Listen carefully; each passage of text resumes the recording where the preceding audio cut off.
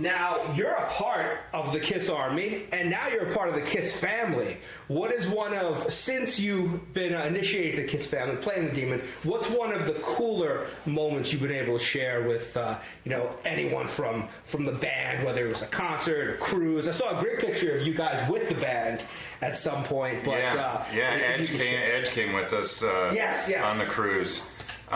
There's just been so many amazing moments.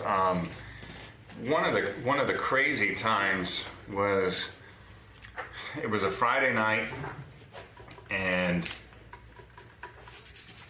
it was a Friday night about 6 o'clock in the evening.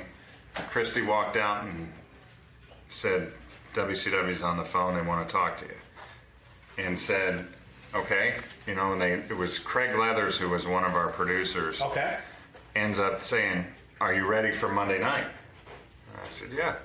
I didn't know what the deal was, and they said, "Okay, so you're ready." And I said, "Yeah, but you guys have never called me before about any of this.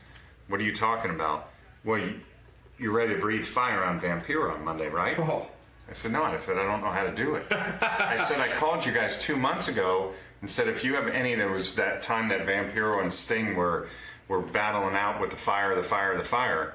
And I said, "If you guys have any thought of me breathing fire, let me go learn it now while I'm off TV." And so they're like, "Yeah, no, we don't think it's going to happen." Then all of a sudden, it's 6 o'clock on a Friday night. Said, "You need to breathe fire on Monday night." So they said, I said, "I don't know how to do it." They said, "Can you learn?" I said, "Well, Gene Simmons has got to teach me." So they end up saying, "Is there any way you can reach Gene?" So I called Gene.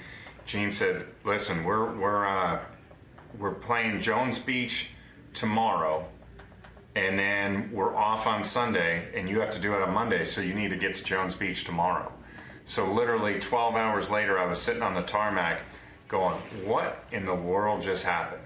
So 12 hours later, I was on a flight and sitting on the tarmac thinking, I'm going to learn how to breathe fire. So I ended up going to Jones Beach backstage, and it was pretty cool. I was sitting with Ace Frehley, God rest his soul, and Gene's mom, and who rest in peace as well. She was very New York, nice. yeah. So I was at Jones Beach. We were sitting at a picnic table with Gene, Ace, myself, and Gene's mom, and it was such a cool thing just to be able to do that. And Spiro, who was Gene's assistant, and actually he was the best Gene impersonator in one of the tribute bands.